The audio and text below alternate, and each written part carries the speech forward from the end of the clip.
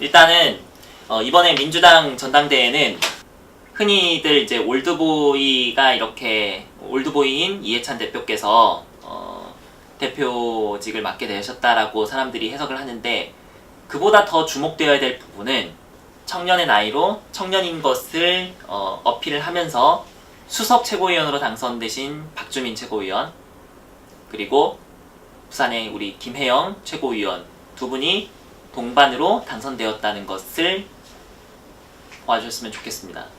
그 두 분은 결국은 우리 민주당원들은 안정 속에서도 주로 청년 세대로 대표되는 변화의 물결에 대해서 투표를 해주셨다고 생각하거든요. 공군 대위로 근무하시다가 천국 청년위원회 부대변인을 역임하셨는데요. 정치에 입문하게 된 계기가 따로 있으신가요? 저는 이미 97년 대선 때부터 정치에 관심을 가지게 된 나름대로 정치적인 어떤 시민으로서 그때부터 자라왔고 민주당원으로서 자라왔다고 생각을 합니다. 하지만 이제 본격적으로 당의 정당 활동을 하고 가입하게 된 것은 2014년의 일인데요. 그 시기에는 이명박근혜의 집권 기간 동안 많은 국민들이 세월호 사건 등으로 대표되는 것처럼 많은 국민들이 그 정치의 효능감을 맛보지 못하고 있으셨을 뿐만이 아니라 헬조선이라는 말이 공공연하게 떠들 정도로 많은 청년들이 절망에 빠져 있을 때였습니다. 그래서 저는 정권 교체가 반드시 필요하겠다라는 생각을 하게 됐고요. 그 정권 교체를 위해서 기여하고자 입당하고 정치 활동을 시작하게 됐습니다.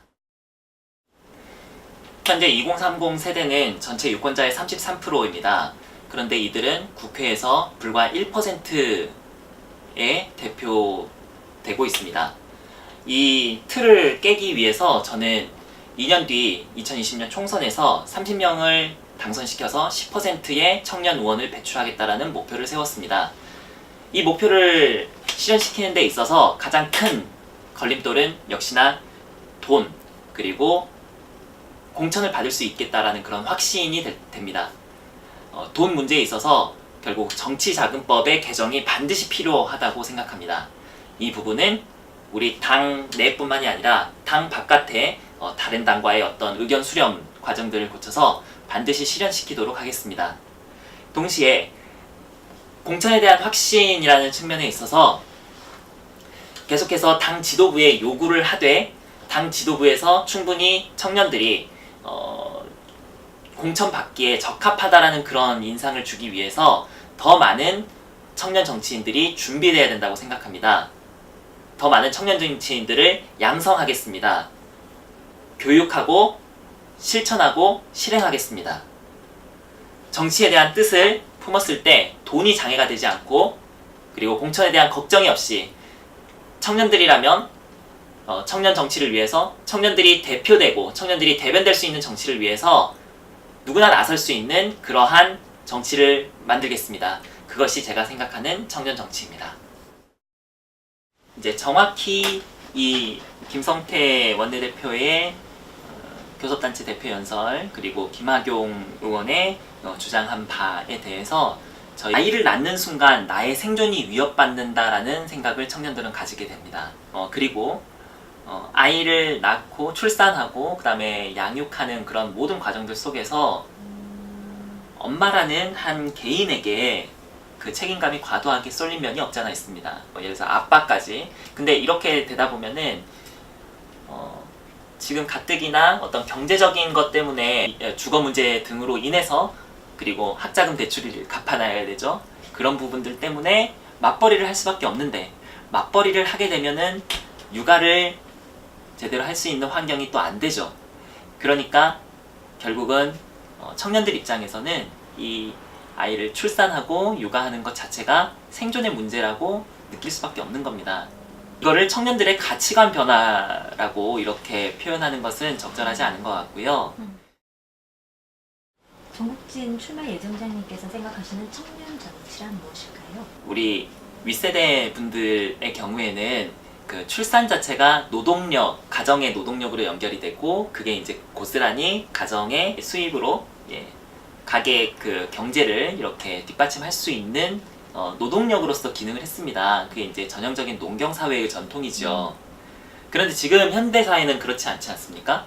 이제 시대가 이렇게 변했기 때문에 그 시대에 맞는 처방이 필요한 출산율 제고를 위한 처방이 필요한 것인데 우리 윗세대들이 겪었던 그 시대를 그 시대의 어떤 경험이라든가 이런 것들을 가지고 우리 아랫세대를 바라보니까 제대로 된 처방을 내리지 못하는 것 같고요.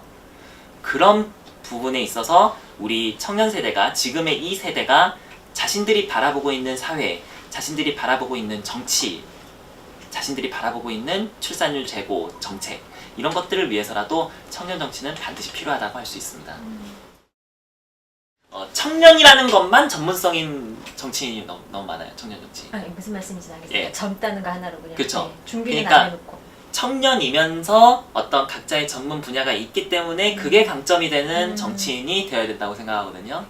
예컨대 저 같은 경우는 북한학이라는 북한학을 공부를 함으로써 통일 북한 분야에 나름의 전문성을 가지고 있는데 요즘 우리 이제 젊은 세대들이 통일에 관심이 상대적으로 이제 덜한데 그런 부분들에 있어서 제가 조금 더 뭔가 역할을 할 수 있는 게 되는 거죠. 그러니까 제가 북한학이라는 전문성을 가지면서 청년이라는 것이 말이죠. 예컨대 이번 올해 초에 단일팀과 관련해서 우리 청년 세대들을 중심으로 해서 어떤 불공정하다라는 그런 프레임으로 청년 세대들의 지지율이 굉장히 떨어진 적이 있었습니다. 예, 우리 단일팀에 대한 지지 그리고 우리 현 문재인 정부에 대한 지지가 떨어졌던 적이 있었는데요. 단일팀 문제를 예를 들어서 청년의 입장에서 그 문제를 접근한 사람이 정책 수립과 수립 과정에 있었다면 그런 실수가 없었을 거라고 생각합니다. 이 정부가 이제 단일팀을 추진한 거는 저는 당연히 마땅하다고 생각을 하고 굉장히 결과적으로도 그렇지만 아무튼 좋은 결정이라고 생각을 하지만 그런 부분에 대한 케어가 부족했기 때문에 청년층의 어떤 공감대를 형성하는데 조금 어려움을 겪었던 상황이 있었던 건 사실이니까요. 청와대에 청년 비서관이 필요하다. 예, 대부분의 청와대 참모들이 다들 50대 이상의 연령이시다 보니까 정책을 수립하고 어떤 계속해서 이렇게 발전시켜 나가는 과정에서 청년층의 입장 이거는 그 세대가 결국은 그 세대의 입장에 서보지 않으니까 가질 수밖에 없는 그런 근본적인 한계가 있거든요. 그 한계를 극복하는데 청와대 청년 비서관은 어떤 일정한 역할을 할 수 있을 것이라고 생각합니다. 저는 정치의 근간, 그러니까 우리 대한민국이 채택하고 있는 정치는 민주공화정입니다. 민주주의는 더 많은 사람들의 정치 참여를 바탕으로 하는 제도인 거고요. 자신의 어떤 정치적인 의사를 정치적인 대표자가 대리하고 대의하는 제도입니다. 그런데 지금 현재 20대, 30대 유권자가 전체 유권자의 3분의 1, 3명 중에 1명 꼴임에도 불구하고 그들의 정치적 의사는 불과 원내에 1%도 안 되는 국회의원에게 대표되고 있습니다. 33%가 1%로부터 대변받는다는 현실은 우리 대한민국의 어떠한 정치적 집단이든 간에 이렇게 과소대표되고 있는 사례가 없을 거라고 생각합니다. 그래서 이러한 문제를 타개할 필요성이 절실하게 요구되고 있고요. 결국은 물론 윗세대가 우리 아랫세대를 이렇게 챙겨주는 식으로 지금까지 청년들의 권익이 그런 식으로 보호받고 있었는데 그런 것만으로는 한계가 있다는 것이죠. 적어도 지금의 1%가 더 상향될 만한 그런 충분한 이유가 된다고 생각합니다. 그래서 사실 근데 청년 20, 30대도 어떤 균일한 집단이 아니어서 그 안에 다양한 정치적인 목소리가 있을 수 있고 그들의 입장이 대변되어야 합니다. 그런데 1%라는 아주 터무니없는 적은 숫자다 보니까 그런 다양한 목소리조차 제대로 반영하지 못하는 것이 지금의 현실이고 그래서 제가 생각하는 청년 정치는 33%에 달하는 청년들의 목소리가 더 많은 대표자에 의해서 대변되고 비전 2020-3010 2020은 2020년 총선을 의미하면서 동시에 각각 20명을 뜻하는 것이기도 한데요. 18세에서 39세까지 국회의원 후보를 20명, 그리고 40에서 45세까지 후보 20명을 배출함으로써 그 중에 30명을 당선시켜 전체 국회의원 300명 중에 10%의 청년 국회의원을 배출하겠다라는 기존의 어떤 청년 정치인 양성에 대한 비전이 대체로 몇 퍼센트 그냥 맞춰 주십시오. 그러니까 청년 공천 비율을 예를 들어서 상대 후보 같은 경우는 15%를 맞춰 주십시오. 이런 식으로 얘기를 하더라고요. 근데 이제 그 목표치를 저는 이제 세분화를 하겠다는 거죠. 연령대별로 이렇게 세분화를 한 거고요. 그 청년 정치 프로그램이 주로 서울에서 이제 이루어진단 말이에요. 그러면 지방에서 뜻을 가지신 분들이 참여하기가 굉장히 어려운 구조란 말이에요. 근데 기존의 청년 정치 양성 프로그램이 이런 부분에 있어서 이제 여러 가지 시간적, 물리적 제약으로 인해서 한계를 가져왔. 토론 및 연설 능력을 더욱더 배양시키고 정치인으로서 필요한 어떤 말과 글의 그런 소양을 강화시키는, 그 속에서 자연스럽게 정무적인 감각을 익힐 수 있고, 그래서 청년 정치인이 뭔가 설리겄다라는 그런 편견을 좀 깰 수 있는 자리가 되지 않을까 생각합니다. 지금 우리 당의 전국 청년위원장이 2년 뒤 청년 비례로 가기 위한 지름길 정도로 인식되고 있고요. 출마하시는 분들이 2년 뒤 청년 비례대표를 노리고 청년위원장 출사표를 던지시는 것 같습니다. 그래서 저는 청년 비례대표 불출마를 하고 지역구에 나가겠다고 선언을 했습니다. 아, 지역구 출마. 네. 예상에도 염두에 두신 지역구는 있으신가요? 예, 있습니다. 고향에서. 그건 아니에요. 고향은 아니고 지금 야당 중진 의원이 있는 지역구에 가서 돌파할 생각입니다. 그 다음에 이제 청년당원 권익 향상을 이제 물어보셨는데, 네. 지금 현재 작금의 청년 조직이 몇몇 청년 정치인들의 어떤 스펙 쌓기의 장으로 경력을 이렇게 경력 쌓고 이제 스펙 쌓고 그러는 데에만 혈안이 되어 있어서 저는 정당이 기본적으로 열려 있는 구조가 되어야 된다고 생각하고, 혁신적인 입장에 설 수밖에 없는 청년이라면 더더욱 그래야 된다고 생각하는데, 오히려 문호가 닫혀 있고 몇몇 소수의 청년 정치인들을 위주로 돌아가는 측면이 강합니다. 그러다 보니까 지역적으로는 지방에 거주하신 청년당원들, 여의도 바깥에 있는 청년당원들이라고 할까요? 그럼 그분들의 권익을 전국청년위원회가 충분히 돌보지 못한다. 그래서 전국청년위원회에 전국도 없고 청년도 없더라. 그래서 저는 현재 구조에서 청년 당원들 구석구석까지 어떤 의견을 청취할 수 있는 제도를 만들 거고요. 이분들은 당에 가입을 했지만 실제적으로 당의 각급 위원회에 참여를 하지 못하고 있는 당원들이 되게 많아요.